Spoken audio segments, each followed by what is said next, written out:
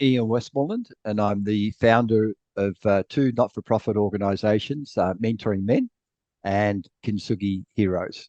And I'm currently the CEO of Kintsugi Heroes as well. So, what inspired you to create both organizations? Well, I had a life-changing moment on the 10th of September 2013. I got on the train to come to work and I continued to read a book that my youngest daughter had given me. And what I read that day uh, motivated me, or led to me leaving paid work in May 2014. So I've been a full-time volunteer for the last 9+ years. And initially, I felt led down to start mentoring young kids in high schools in Australia.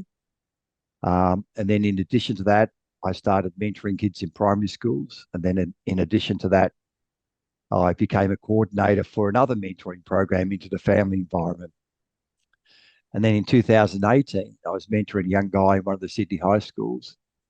And in a chat with him, he shared with me that his father had suicided. His mum was an addict who was in and out of rehab. He was living with his grandparents, which he hated. And then he just turned and he looked me in the eyes and he started crying. And then he said, "Ian, help me." And what can you do? And I debriefed with a program counselor afterwards, I guess looking for advice. And she said, "Ian, are you okay?" And I just started crying myself over that situation. So after a couple of months, I realized that I wanted to have a mentor just like these young guys that I've been mentoring. And should distinguish for most or many people in business, mentoring means someone with acquired skills, knowledge, and Right. experience guides, directs, advises someone else. What I talk about is life mentoring, which is predominantly listening. It's supporting and encouraging. And so I was looking just, people aren't broken. They don't need fixing. They just need to be validated. They need to be shown respect, love for. So um, I was flat for a couple of months and it motivated me to look around for an organisation that provided this type of life mentoring to men. And I was surprised and incredibly disappointed to find there was nothing suitable. Right. Um, and it motivated me to write a proposal to establish what was to become Mentoring Men. And there's a whole bunch of steps. I've left out a number of things along the way, including the huge amount of work involved. But ultimately, it led to the foundation of Mentoring Men, which is a free program where we train up volunteer men like me through our own mentor training course and through suicide prevention. And then we carefully match them with another bloke who may be going through life challenges like job loss, relationship breakdown, loneliness, or isolation. So that was it. It was off and running. We launched in November 2018. Initially launched with funding from my wife and I. And after a relatively slow start, it gained huge momentum to the point where in 2021, I was able to step aside as a CEO. In fact, about 4 weeks ago, I stepped off the board, still an ambassador for the program. And thousands of men have engaged within Australia. It officially only operates in Australia. Obviously, I'm one of the volunteer mentors. Unofficially, I'm mentoring a young guy in Johannesburg, as well as one in South Africa, as well as one in Australia. So it's going from strength to strength. The budget now is about over $1 million a year, Oh, wow. and there's a dedicated paid team. So my dream for it is becomes a worldwide free program of men supporting men, helping men become better men. And then I think it's like childbirth. If you get how much work is involved, I started my second charity, not for profit, at the end of 2022. This is called Kintsugi Heroes. And it's something I saw uh, as someone who lacked self-confidence and self-esteem was the impact that reading people's biographies and autobiographies had on me. And I had an idea back in the 1990s to capture stories of people who've overcome adversity to give hope and inspiration to many others, like it gave to me. And for one reason or another, lack of time, lack of money, lack of confidence, it didn't happen at that time. But last year, I decided, well, I'm going to do this. And I let a few people know, and a mate came to me and he said, I've got the name for what you want to do. And he said, call it Kintsugi. I said, well, I've never heard of that. He explained what it is. And my cup of tea here. The legend is there was a Japanese emperor who had some valuable pottery. This is a $2 cup. Don't look too close. and, and over time, it showed signs of wear and tear. It chipped, it cracked, it just bits came off it. And he said to his craftsmen, fix it, make it like brand new. And they couldn't do it. But what they could do was highlight the cracks with a precious metal like gold. So now when you look at it, it's far more beautiful, it's far more valuable than what it was before. It's interesting. You try and buy a piece of Kintsugi pottery, it's incredibly expensive. So it's a metaphor for the Michaels and the Ians of the lived experiences we go through, which help make us more valuable, more resilient in terms of to ourselves, but also to the broader community. And Michael, I know we've only just met, but I'm assuming that what drives you within your this podcast is to use your lived experience to help others around Yes. you. So initially, my goal, the reason I started down this second not-for-profit, I said was to provide hope and inspiration, letting people know that others have gone through a similar lived experience to them and then have overcome that. But I've actually expanded that as I've learned a lot through doing this process.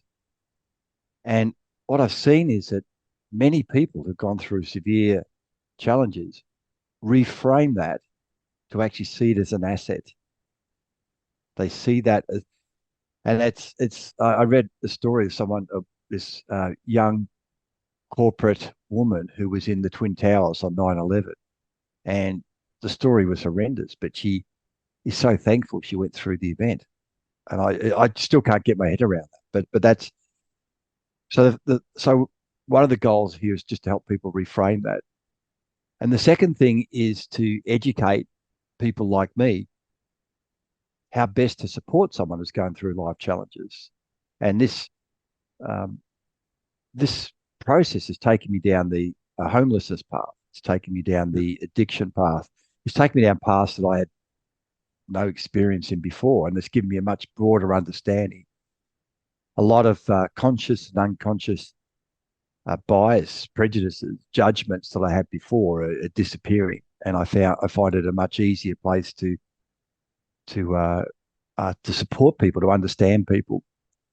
When I was going down trying to understand about drugs, and I remember saying to one of the guys once, "I've never taken an illicit drug in my life," and he just looked at me gobsmacked, and he had trouble believing it. And yes, it's a sad reflection in a way. But I was talking to one of our mentoring men mentors, used to take drugs, and he said something that just totally transformed my thinking. He said, Ian, if you want to reduce illicit drug usage, he said, stop sexual abuse. Now, it took me about 5 seconds to understand what he was saying. And when it did, it transformed my thinking. The old Ian would point to the homeless person that would taking drugs or whatever and judge them based on the symptom. But when we understand that in many cases, as an example, this is just one example, that person is doing what they're doing to numb some horrific Yeah. pain that's happened in the past. It moved my focus from judgmental to huge amounts of empathy and feeling for that person. And it just totally changed how I see that situation. And that's been the case in many things. So I think you asked me one quick question. Why did I do it? And I've let you know why and what I've done. Yeah, but that brings me to thinking with both organizations, how has that helped your own mental health? Hugely, hugely. I worked for 42 years in the corporate world. I was in the IT space, managed to work my way into relatively well paid positions, which helps fund what I do here. And for various reasons, we often put on a facade in life, Yeah. particularly for men. Um, we lack vulnerability. Now, I love the Brené Brown video, the TED talk around shame and vulnerability. And we lose an understanding of who our authentic self is. We, the point we a man breaks an arm, there's no hesitation going to the doctor to get it looked at. But when they're feeling sad or down or got a mental illness or they're grieving or whatever, there's this reluctance to reach out. So there's things at play here that take us away from our authentic self. And I was one of those. I was that to the hilt, even on the in the sporting fields. I was, and what this journey has shown me is the power of vulnerability. As part of our mentor training course, so it's a 2 day course. The first day is aimed at just building relationships and building trust. And the second day, this I didn't develop the course, but there was the second day there was this talking circle, which I'd never heard of before. And then I had a look at it and I thought, oh, this is going to suck. I don't want to do this. And the talking circle, for those who don't know, it's the group, in this case, a group of men, sit round. There's an object that's passed from one to the other. Whoever has the object speaks. And the rules are basically no one interrupts. We're encouraged to speak about what we're feeling. And where, if you want to, you just say pass and pass it on to the next person. And it's fortunate that I wasn't the first person because I had this huge reluctance to share the inner Ian. But I remember the very first guy, his opening words were, I miss my dad. And then he started talking about the relationship with his father. And another guy said, I can't get access to my children. Another one said, my mum gambled away our house. And it went so around the room. And it's interesting, by the time it got to me, I had no then hesitation sharing what was going on. So the my mental health has improved because I'm far more authentic. I've developed a team. Last Saturday, we have this peer support group, which is sort of like the talking circle in a way, but it's a bunch of mentoring mentors, and we're all on each other's team. We're there. We can share whatever's going on, no judgment, and then their support. Very powerful position to be in. Plus, I've learned a lot through the process. I'm not qualified in any of this space, but I've learned a lot around the sorts of challenges people have, and in particular men, and can recognise trauma. I understand in many cases where there's suicide ideation and what steps I can take to help improve that situation. So it's been a huge learning curve for me. But can I share a story around becoming authentic? It's a long story. If I've got a couple of minutes. Yes, please. So my wife and I are keen bike riders, and in September last year, we were on a bike riding tour around the Greek islands. We're on this it's almost like a pirate ship with about 20 other cyclists, most of them from America, interestingly. And we would go from island to island. So we download the bikes and then you ride around the island and get back on and go to another island. And at one stage, the tour guide takes us up this hill. I call it mountain. And he stops us and he points to an island on the horizon and said, that island is owned by the Onassis family. And he started telling us the story of Aristotle Onassis. And in Greece, he's seen as a bit of a hero. It's a success story. So he was born into poverty, but then started making his money in the black market with tobacco. And then he invented packaged cigarettes and made an absolute fortune. And then he moved into shipping and became, I think, the world's biggest shipping magnate. I think he was the richest man in the world at some point. And most Americans know that he married JFK's widow, Jackie Onassis. And then went on and had a string of relationships and affairs. And the guy finished off saying that Onassis was quoted to have said, they tell you money can buy love, but I want to tell you it's not true. I'm the richest man in the world. I've never found true love. And I couldn't help myself. I put up my hand. I so I just want to query your definition of success. So you've got someone who's invented a product that's killed millions of people and caused countless harm to millions more, and then never found true love. I would argue that someone who was poor but had strong family connections and relationships is far more successful than an asses. And when I got back to Australia, I woke up jet lagged. And for my own benefit, I wanted to put a slide together that crystallized my thoughts around this. And I've taken the liberty on the right hand side of the slide to talk about my definition of what our best life is. And my definition is where we use our skills, our talents, our experiences to positively impact the world around us. And it's where we get true joy, fulfillment. We start off in life on the other side of the slide. And then as we go through life journey, I've got a word map. And that word map shows types of things that can impact our life and help change direction. And many of them are negative. We cop abuse, we get sick, we have mental illness, we have physical illness, we have relationships break down. And one of the huge ones is the advertising, the drive to materialism, commercialism. Um, and it just occurred to me based on your previous question. I mean, it can be the bigger, get a bigger car, a house, a boat, whatever those other things are. But it could also be this facade. I'm male. Oh, what's a real man? You know. And I used to think, like, is it a cross between Indiana Jones, James Bond, Clint Eastwood? Is that a real man? And for many of us, we lose consideration of what the best life is. And I did this for me, but now I do community presentations. And I said, just for 10 seconds, if you could look at this and maybe take a step back from where your current life is heading, what would your best life look like? Are you actually moving to that? And I love Mark Twain quotes. I've got a Mark Twain quote at the bottom that says the two most important days in your life are the day you're born and then the day you work out why.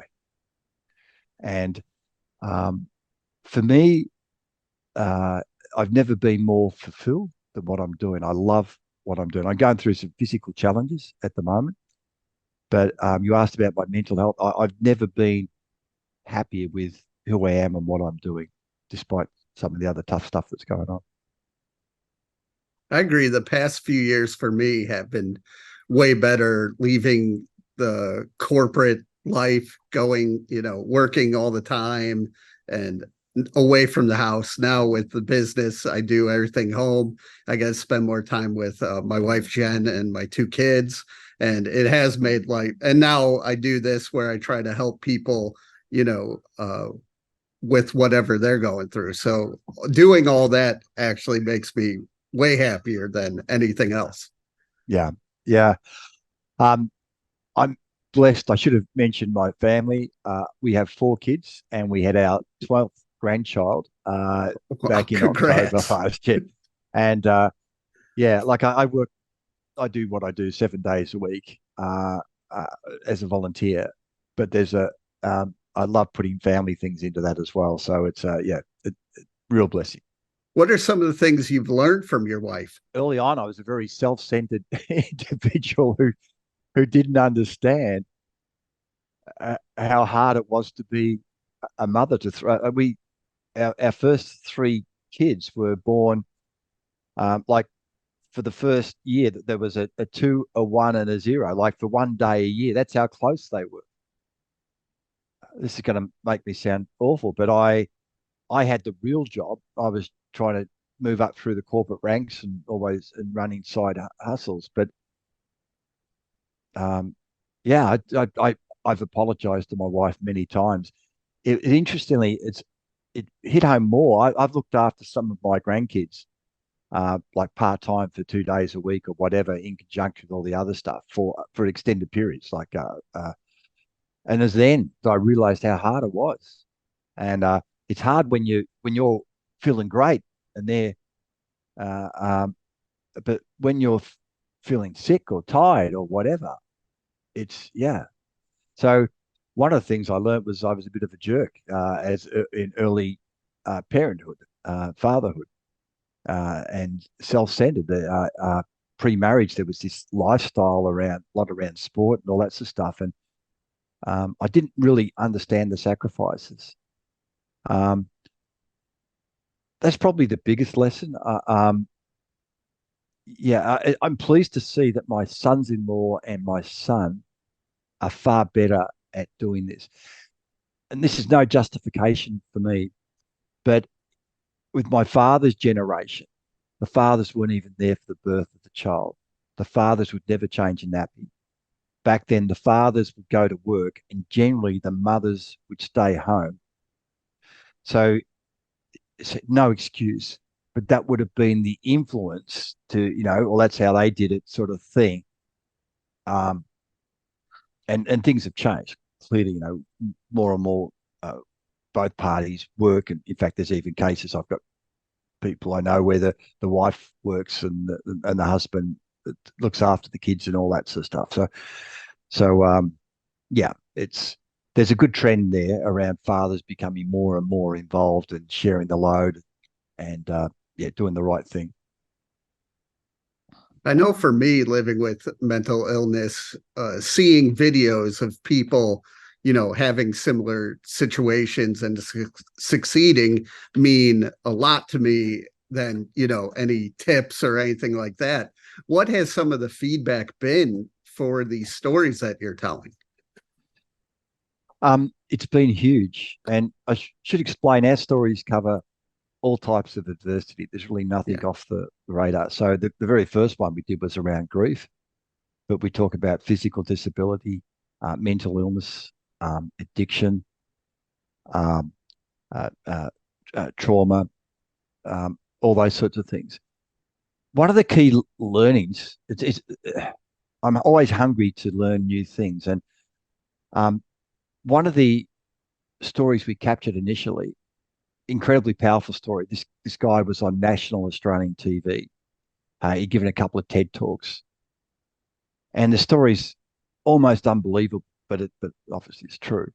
Um, and I'll share his story, then I'll share the lesson I learned. Yeah. So at 2, he was physically abused by his father, permanently lost hearing. At 10, he was abandoned into an orphanage with his 3 siblings. He was classified, I think, as a psychopath. I get psychopath and psychotic, but I think it was psychopath. Um, Treated horrendously in the orphanage. And then fast forward, he's in his 40s. He's living in the bush in northern New South Wales in Australia. He's drug addicted.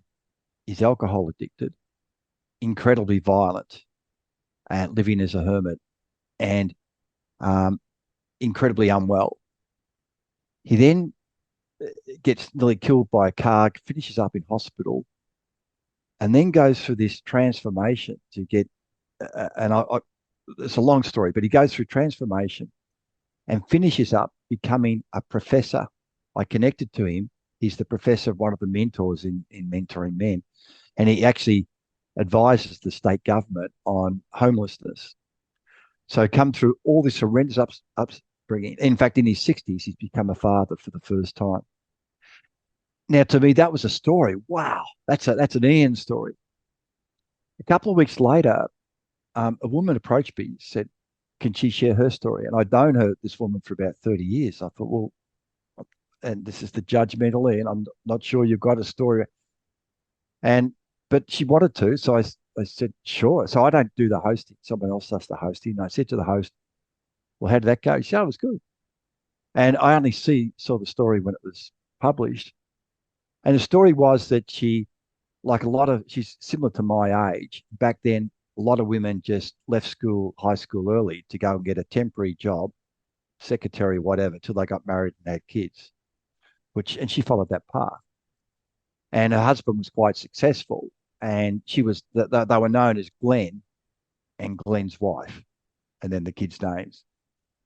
And ultimately, the husband left, and then she's left there, no qualifications, absolutely. One of the things he successfully did was just reduce any confidence she had. She Right. thought she was stupid. Um, and she aspired. She thought it was totally out of reach to become the lowest rung nurse. Maybe if I did that course, but she did that, and then she moved up, and she's now made a great life for herself. She's gone on to do more and more study with and support her kids. And her story was loss of identity through marriage, the loss of confidence. And when I looked at the podcast figures, far more people related to Jenny's story than the first story. So my thought was the story had to be, wow, that's incredible. But the reality was the story had to be relatable. And a lot of Yeah. women came up to me, and that's my story. That I relate to that story. And so that was one of the lessons. There's so many other things that I've learned, yeah, around all the adversity topics I mentioned, and I'll continue to learn. Yeah.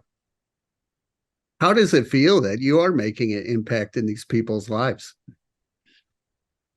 Um, I've always struggled to look back. Like as I said, when I stepped aside from the Mentoring Men board, there was a speech and a presentation, and people, oh, Ian, you must feel great about the legacy, and I guess I'm too busy. I've never been one to look back.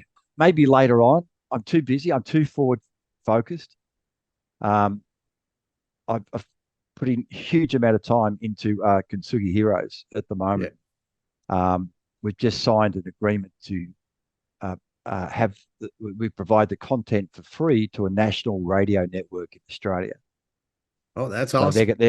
they're playing our stories to hundreds of thousands of people, and I'm looking around other avenues. So there's just so many things involved in that. But my goal is it will go like mentoring men. We're looking for a sponsor or a supporter. If what we're doing resonates with someone who's listening to this podcast, please contact me. I'd love to. I'll always be a volunteer with this stuff, but I'd love to take a step back and appoint a team. So I've got a volunteer team and a small paid team, but I'd love to appoint a team to do this, and then maybe then, Michael, I can take a step back and reflect And on. think about, yeah. Yeah, but I could say, hand on my heart, without a doubt, mentoring men has saved the lives of men. Saved, like they wouldn't be here if it wasn't for mentoring men, and it's also transformed the lives of men, and that feedback has come consistently. And around Kintsugi Heroes, like several of the stories we cover, suicide ideation and things like that. And yeah, I'm hopeful that we'll go down the same path. Confident, even. How can people reach out and learn more? So for mentoring men, at the moment, the program's only involved in Australia, but I'd be happy to chat to anyone about that if they. Um, the website is mentoringmen.org.au.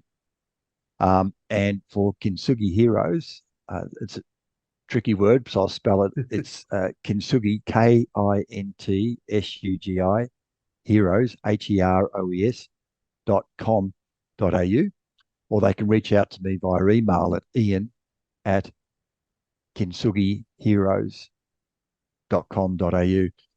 And often people ask me what's involved in setting up a not-for-profit, so I can happy to share some thoughts and knowledge. Not an expert, but I've done this a couple of times now. If people have got ideas for stories, or as I said, if they want to sponsor what we do, there's get a lot of bang for buck. It doesn't cost that much to do this, but we issue our stories as video podcasts, as audio podcasts, and we've got an author who takes the transcript of the conversation. We've got the first two books being produced as we speak, and there'll be a whole series of books. My dream is that someone going through a life challenge can readily find a story where they connect with the Yeah. storyteller, and they resonate with them, and then that story relates to their situation. And it could be the migrant from this country in a wheelchair, who's been through this experience, there's a story.